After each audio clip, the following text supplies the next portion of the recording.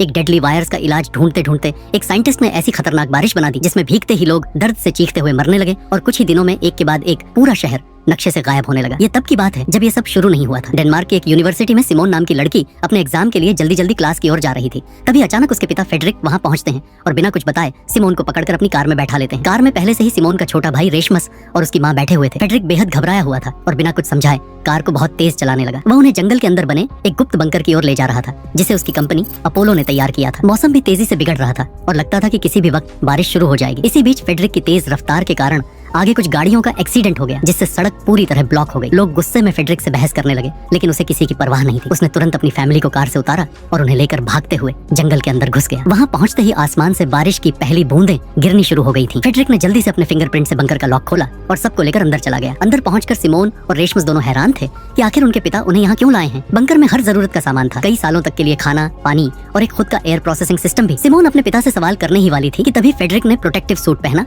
और बाहर जाने की तैयारी करने लगा। वह बस इतना कहता है, जब तक मैं वापस ना आ जाऊं कोई भी बंकर से बाहर नहीं जाएगा। सिमोन उसे रोकने की कोशिश करती है और सच्चाई जानना चाहती है। तब फेडरिक बताता है कि बाहर हो रही बारिश में एक बहुत खतरनाक वायरस फैल चुका है। जो भी उसके संपर्क में आता है वह कुछ ही सेकंड में दर्द से तड़प कर मर जाता है। फेडरिक ही एकमात्र व्यक्ति था जो उसका इलाज ढूंढ सकता था, इसलिए उसे तुरंत कंपनी के हेडक्वार्टर जाना था। जाते जाते वह सिमोन से कहता है कि रेशमस का खास ध्यान रखना क्योंकि आने वाले वक्त में वही सब कुछ बदल सकता है। सिमोन को अब भी कुछ समझ नहीं आया था पर फेडरिक बंकर छोड़कर चला गया। थोड़ी देर बाद सिमोन ने अपने फोन पर इंटरनेट खोला और जैसे ही खबरें देखी उसके होश उड़ गए। हर जगह मौत, तबाही और डर के दृश्य थे। लोग सड़कों पर गिर रहे थे, चिल्ला रहे थे और बारिश में तड़पकर मर रहे थे। सिमोन ने डरते हुए अपने भाई से बातें शुरू की। तभी उनकी माँ बोली कि वे लोग अभी सेफ हैं लेकिन चाहे कुछ भी हो जाए बाहर नहीं जाना है। वे अभी बातें ही कर रहे थे कि अचानक बंकर के दरवाजे पर कोई जोर जोर से नॉक करने लगा। रेशमस को लगा कि शायद पापा लौट आए हैं। माँ ने उसे मना किया पर उसने बात नहीं मानी और बंकर का दरवाजा खोल दिया। जैसे ही दरवाजा खुला बाहर बारिश से भीगा हुआ एक आदमी गिर पड़ा। उसकी त्वचा जल रही थी और वह तड़पता हुआ रेशमस को बाहर खींचने की कोशिश करने लगा। मगर तभी रेशमस की माँ ने तुरंत रेशमस को अंदर खींच लिया और खुद उस आदमी को धक्का देते हुए बारिश में चली गई। बारिश में भीगते ही वह खुद भी इन्फेक्टेड होकर तड़पने लगी। बावजूद इसके उसकी सबसे बड़ी चिंता सिमोन और रेशमस के लिए थी। उसने दोनों से कहा कि एक दूसरे का ध्यान रखें। इसके बाद सिमोन भी रोते हुए दरवाजा बंद कर अंदर चली गई और अपने पिता फेडरिक को कॉल करने की कोशिश करने लगी लेकिन उसका फोन फेडरिक के फोन से कनेक्ट नहीं हो रहा था जिससे उसका डर और बढ़ गया। उसी समय उसे फेडरिक की बातें याद आई जब उसने कहा था कि सिमोन को रेशमस के सामने सब सामान्य दिखाना चाहिए। इस याद के सहारे सिमोन ने खुद को संभाला और बंकर के सारे सिस्टम्स को चेक करना शुरू किया। उसे पता चला कि उनके शहर में और भी कई ऐसे बंकर मौजूद थे जिन्हें अपोलो कंपनी ने बनाया था। सिमोन ने उन बंकर से कांटेक्ट करने की कोशिश की लेकिन कोई फायदा नहीं हुआ। इसी दौरान उसने बंकर में उपलब्ध सामान देखते हुए एक रेडियो खोज लिया। रेडियो की मदद से उसने एक आदमी से कांटेक्ट किया जो अपने घर के बेसमेंट में छुप कर रह रहा था। बाहर के हालात बेहद खतरनाक थे और कई लोगों को पास के हॉस्पिटल में शिफ्ट किया जा रहा था ताकि ह्यूमंस की जान बचाई जा सके। सिमोन ने उस आदमी को फेडरिक का नंबर देकर कॉल करने को कहा लेकिन उसकी कोशिश करने के बावजूद फेडरिक से कांटेक्ट नहीं हो पाया। सिमोन को लगा कि शायद फेडरिक भी मर चुका है क्योंकि बाहर जीवित रहना लगभग नामुमकिन था। तभी अचानक पूरे शहर में लाइट चली गई जिससे सिमोन का रेडियो कनेक्शन टूट गया और अब वह अकेले बंकर में रेशमस का ध्यान रखने लगी। एक हफ्ते बीत जाने के बाद भी जब फेडरिक वापस नहीं आया तो सिमोन ने हिम्मत करके बाहर जाने की योजना बनाई। उसने रात में पीपीई किट पहनकर बंकर के गेट तक पहुंची लेकिन तभी उसे अपनी माँ के मरने के विजन्स दिखाई देने लगे। डरकर वह तुरंत वापस बंकर में आ गई। रेशमस भी उसे बाहर जाने नहीं देना चाहता था क्योंकि वह समझ चुका था कि बाहर का खतरा बहुत बड़ा है। इस तरह धीरे धीरे एक महीना बीत गया।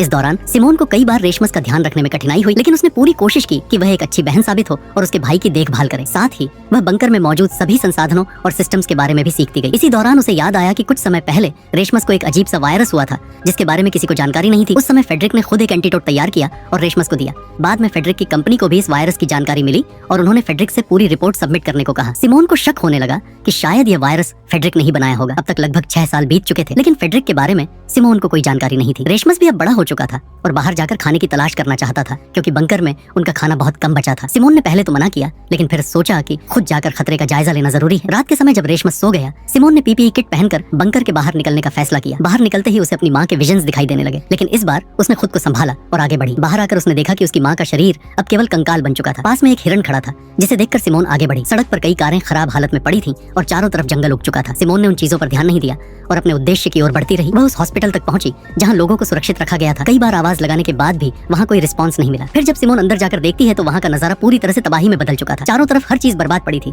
और जमीन पर जगह जगह लोगों की लाशें बिखरी हुई थी। तभी अचानक से उसके सामने एक भेड़िया आ जाता है। डर के मारे अपनी जान बचाने के लिए सिमोन पास वाले एक कमरे में जाकर छिप जाती है। कुछ देर बाद जब बाहर सब शांत हो जाता है तो वह धीरे धीरे बाहर निकलती है और वापस अपने बंकर में लौट आती है। वहाँ पहुंचकर सिमोन तुरंत रेशमस को सब कुछ बताती है कि बाहर की स्थिति पहले से कहीं ज्यादा खराब हो चुकी है। अब अगर उन्हें जिंदा रहना है तो इस जगह से निकलकर किसी और बंकर में जाना पड़ेगा जो इसी सिटी के अंदर कहीं मौजूद है। ये सुनकर रेशमस अगले ही दिन सिमोन के साथ बाहर जाकर दूसरा बंकर ढूंढने का डिसाइड करता है। वो दोनों अगले दिन निकलने की तैयारी करके सोने चले जाते हैं, लेकिन रात में अचानक कुछ गड़बड़ होने लगती है। बंकर का ऑक्सीजन लेवल तेजी से गिरने लगता है और दोनों में से किसी को भी इसका अंदाजा नहीं होता। कुछ ही देर में सिमोन कम ऑक्सीजन की वजह से बेहोश हो जाती है, मगर किस्मत से रेशमस को सही समय पर अलार्म्स की आवाज सुनाई दे जाती है। वह तुरंत सिमोन को उठाता है और उसे लेकर जल्दी से बंकर के बाहर भागता है। अब वह दोनों बिना पीपीई किट के बाहर आ चुके थे, लेकिन हैरानी की बात ये थी कि उन्हें किसी तरह की परेशानी महसूस नहीं हो रही थी। इसका मतलब साफ था, अब वो बिना सूट के भी बाहर सर्वाइव कर सकते थे। लेकिन तभी अचानक कुछ लोग उन्हें गन पॉइंट पर ले लेते हैं। असल में यही लोग थे जिन्होंने सिमोन को पहले बाहर घूमते हुए देखा था, और जब वह वापस बंकर में लौटी थी तो इन्हीं लोगों ने उनकी ऑक्सीजन सप्लाई को बंद कर दिया था ताकि दोनों को होस्टेज बनाकर अंदर का राशन लूटा जा सके। वो लोग सिमोन और रेशमस को गन पॉइंट पर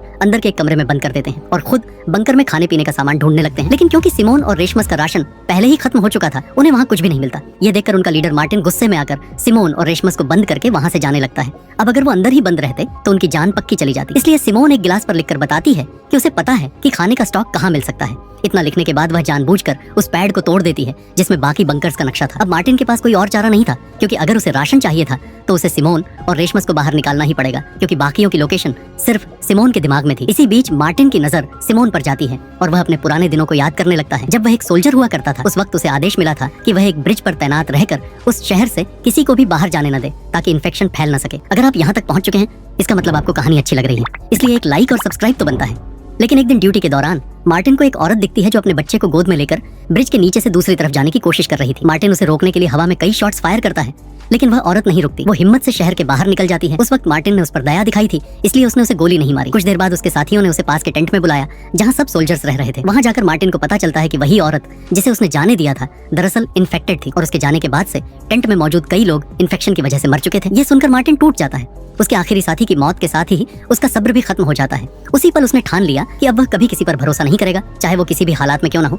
अब उसके लिए सर्वाइवल ही सबसे बड़ा नियम था। इतनी बातें याद करने के बाद मार्टिन प्रेजेंट टाइम में वापस आता है और सिमोन की डील को एक्सेप्ट करने से साफ इनकार कर देता है। लेकिन उनके पास खाने का कुछ भी नहीं बचा है और बिना फूड के वो ज्यादा दिन तक सर्वाइव नहीं कर पाएंगे। ये सोचकर आखिरकार मार्टिन को सिमोन की बात माननी पड़ती है। वह सिमोन और रेशमस को आजाद करवाकर अपने साथ बाहर ले जाता है। कई सालों बाद जब सिमोन और रेशमस बंकर से बाहर निकलते हैं तो बाहर की हवा और रोशनी देखकर दोनों के चेहरे पर राहत झलक उठती है। इतने लंबे समय बाद बाहर आना उनके लिए किसी चमत्कार से कम नहीं था। थोड़ी देर बाद जब वे मार्टिन और उसकी टीम से बात करते हैं तो उन्हें पता चलता है कि अब दुनिया में फूड और वाटर की इतनी कमी हो गई है कि लोग जिंदा रहने के लिए इंसानों को भी मारकर खा रहे हैं। ये सुनकर सिमोन और रेशमस दोनों के होश उड़ जाते हैं। तभी अचानक कुछ दूर एक और ग्रुप नजर आता है। वो लोग अपने थर्मल सेंसर ड्रोन से इलाके में इंसानों को ढूंढ रहे थे ताकि उन्हें पकड़कर मार सकें। ये देखते ही मार्टिन ने झट से सबको एल्यूमिनियम फॉइल से ढक दिया, जिससे उनकी बॉडी हीट ड्रोन कैमरा में दिखाई न दे। लेकिन पास में ही दो और सर्वाइवर्स मौजूद थे, जिनमें से एक लड़की भागते हुए सिमोन और बाकी सबके सामने आ जाती है। सिमोन उस लड़की की मदद करना चाहती है, लेकिन मार्टिन साफ मना कर देता है। वो कहता है कि किसी अजनबी की मदद करना उनकी पूरी टीम के लिए रिस्क बन सकता है। पर उसी वक्त उसकी टीम में मौजूद लड़की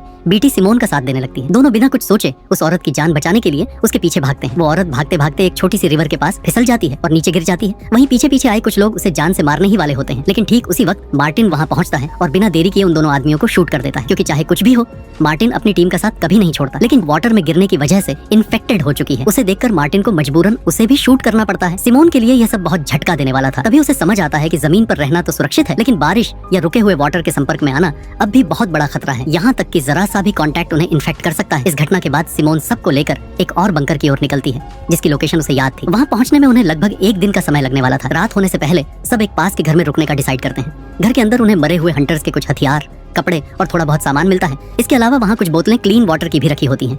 ये देखकर जॉन अपनी बीमार साथी लिया को वो पानी पिलाता है। उनकी आपसी केयर देखकर सिमोन के चेहरे पर मुस्कान आ जाती है। पहले तो वो बस उनके सहारे अगले बंकर तक पहुंचना चाहती थी, लेकिन अब उसे महसूस होता है कि ये लोग बुरे नहीं हैं। धीरे धीरे सिमोन का मन सच में मार्टिन और उसकी टीम की मदद करने को तैयार होने लगता है। अगली सुबह सब सफर फिर से शुरू करते हैं। रास्ते में अचानक रेशमस का पैर एक पानी से भरे गड्ढे में चला जाता है। ये देखते ही मार्टिन तुरंत अपनी गन निकाल लेता है और उसे शूट करने वाला होता है, लेकिन तभी सिमोन बीच में आकर उसके सामने खड़ी हो जाती है और उसे रोक लेती है। वो तुरंत रेशमस का जूता उतारती है और उसकी सॉक्स चेक करती है। हैरानी की बात यह थी कि वो पूरी तरह सूखी थी। दैट मींस रेशमस का जूता वाटरप्रूफ था और उसे किसी भी तरह का इन्फेक्शन नहीं हुआ था। ये देखकर मार्टिन चैन की सांस लेता है और अपनी गन नीचे कर देता है। फिर वो सब मिलकर अपनी यात्रा जारी रखते हैं और आखिरकार उस दूसरे बंकर तक पहुंच जाते हैं। वहाँ सिमोन के फिंगरप्रिंट से दरवाजा खुल जाता है। अंदर का नजारा देखकर सबके चेहरे खिल उठते हैं। वहाँ खाने पीने का इतना राशन था कि वे लोग सालों तक आराम से जी सकते थे। सब खुशी से झूम उठते हैं और पेट भरकर खाना खाते हैं, लेकिन सिमोन को अंदर कुछ बेचैनी महसूस होती है कि उसे मार्टिन और उसकी टीम पर भरोसा नहीं है। पता नहीं कब वो उसे जान से मार दे। इस बारे में जब वो सीधे मार्टिन से बात करती है तो मार्टिन उसे समझाता है कि सिमोन पिछले 6 ईयर्स से बंकर के अंदर थी,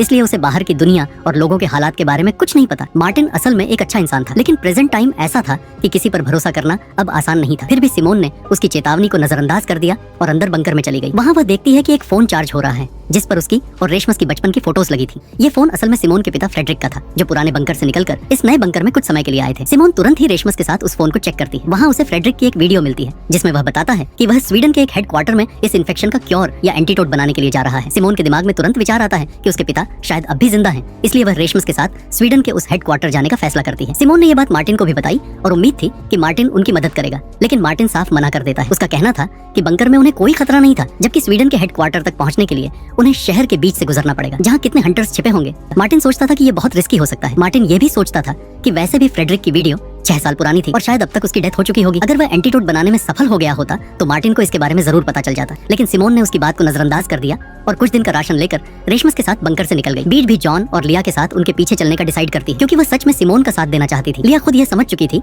कि सिमोन की वजह से ही वह इस बंकर तक आकर सुरक्षित हो पाई थी। वैसे भी पहले मार्टिन और पैट्रिक खुद भी लिया, जॉन और बीट को जान से मारने वाले थे। असल में उस वक्त वो तीनों मार्टिन और पैट्रिक को नहीं जानते थे और केवल एक ही ग्रुप में फंसे हुए थे। मार्टिन और पैट्रिक ने उन्हें लूटने के इरादे से पकड़ा था और बीट ने अपनी जान बचाने के लिए उन्हें अपने एक छिपे हुए अड्डे के बारे में बता दिया। वहाँ उन्होंने काफी दिनों तक फूड रखा हुआ था। मार्टिन उन 5 के साथ उस जगह पर जाता है। वहाँ वे सभी मिलकर खाना खाते हैं और सच में उन्हें साथ रहकर काफी अच्छा लगता है। रात में बीट मार्टिन से अनुरोध करती है कि वह उन्हें प्रोटेक्शन प्रोवाइड करे। मार्टिन उस पर मान जाता है और तब से ही वे सभी साथ रहते हैं। प्रेजेंट टाइम में सिमोन और रेशमस को यह नहीं पता था कि जॉन, लिया और बीट उनके पीछे आ रहे थे। वे शहर के पास पहुंचते हैं। रास्ते में उन्हें एक बस दिखाई देती है जो आगे के रास्ते को ब्लॉक कर रही थी। दोनों थक चुके थे, इसलिए बस में थोड़ी देर आराम करते हैं, लेकिन थोड़ी देर बाद उन्हें बाहर कुछ लोगों की परछाई दिखाई देती है। दोनों डर से वहीं सन्न रह जाते हैं। तभी पता चलता है कि वो लोग बीट, जॉन और लिया थे। सिमोन को बहुत अच्छा लगता है और वह उन्हें बंकर में सुरक्षित रहने के लिए कहती है, लेकिन तीनों तय कर लेते हैं कि सिमोन के साथ ही रहना है। वे पास के किसी सुरक्षित स्थान पर पहुंचते हैं और खाना खाने लगते हैं, लेकिन तभी वहाँ बहुत सारे हंटर्स आ जाते हैं। उन्हें तुरंत वहाँ से निकलना पड़ता है। भागते हुए सिमोन अलग हो जाती है और रोड पर एक जाली के पास पहुंचती है जिस पर कई मिसिंग पर्सन्स के पोस्टर्स लगे हुए थे। ये देखकर सिमोन को बहुत बुरा लगता है। जाली की दूसरी तरफ वह एक छोटा बच्चा देखती है